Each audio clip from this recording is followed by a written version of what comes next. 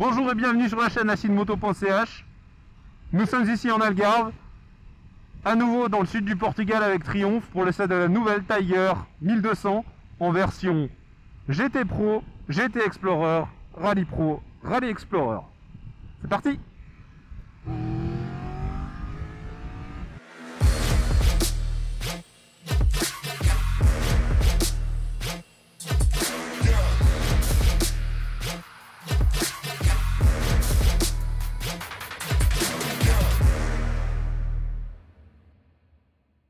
Cette Triumph Tiger 1200, elle se décline en deux versions. Il y a d'abord la GT, qu'on reconnaît ici par sa couleur bleue qui est distinctive, et une autre version qui elle a des jantes à rayons qui se retrouvent 2 cm plus haut et qui s'appelle la Rally. Et ces deux déclinaisons, on les trouve également, que ce soit en Pro, avec un réservoir de 20 litres, ou en Explorer, avec le réservoir de 30 litres. Il y a aussi les jantes pour les distinguer.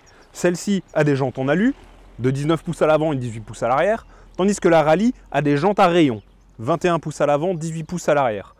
Et la Rally a aussi les tubes de fourche dorés. Il y a seulement la course qui est 2 cm plus longue sur la Rally. Comme je vous l'ai dit, elles existent en Pro ou en Explorer, avec une différence de contenance de réservoir. Mais sachez que la GT Explorer, avec ses jantes en alu, c'est la seule du marché à proposer une autonomie de près de 600 km tout en ayant une configuration purement routière. Le plus bluffant en lisant la fiche technique, c'est qu'elle est 25 kg plus légère que l'ancienne génération de Tiger 1200. 25 kg, c'est plus lourd que le bagage que vous avez droit de prendre en soute dans un avion. Autrement dit, une différence énorme. Ce nouveau moteur 1160 cm3, toujours à 3 cylindres, il a gagné 9 chevaux par rapport à l'ancienne génération.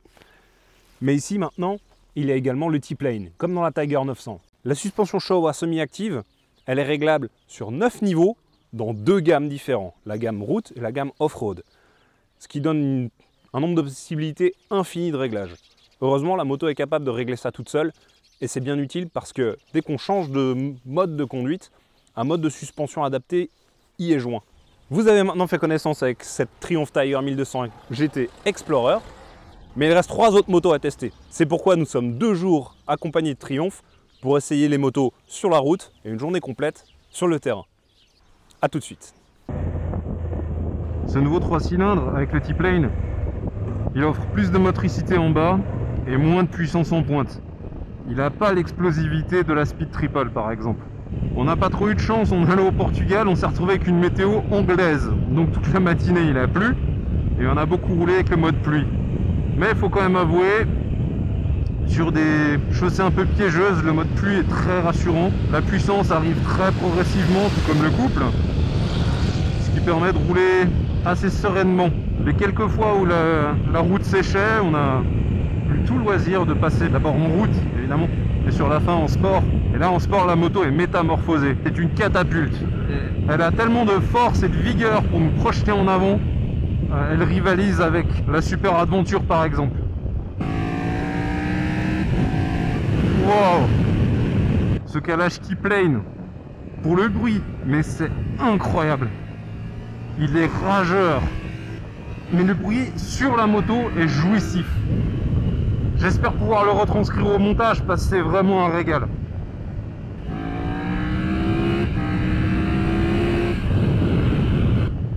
Alors la moto est 25 kg plus légère, mais elle fait quand même 240 kg.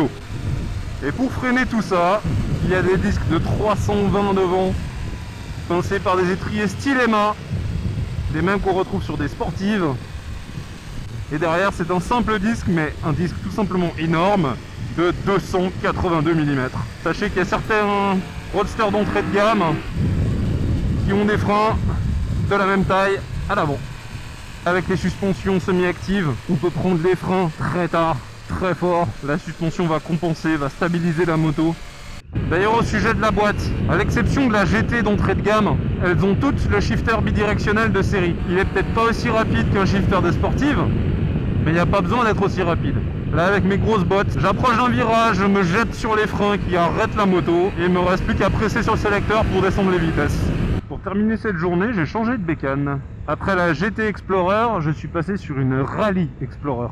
Donc c'est celle avec une position de conduite 25 mm plus haute que la GT. Sur la route, quelle est la différence de comportement entre une rallye et une GT? Je pense que ça se passe un peu à l'entrée en virage, où la route 21 joue un peu contre la rallye pour l'agilité. Mais étant donné qu'on est assis plus haut, qu'on a un plus grand bras de levier avec le haut du corps, ça compense un peu et finalement on n'est pas moins agile, mais le comportement est quand même différent. C'est plutôt plaisant. Assis plus haut, je me sens peut-être un petit peu mieux sur la rallye que sur la GT. Dans le développement de cette moto, Triumph nous expliquait qu'il ne ferait aucun compromis. Et il faut avouer que le résultat est à la hauteur.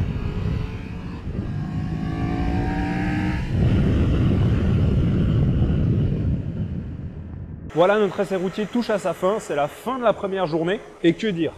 Mis à part, je pourrais tout résumer en disant simplement waouh!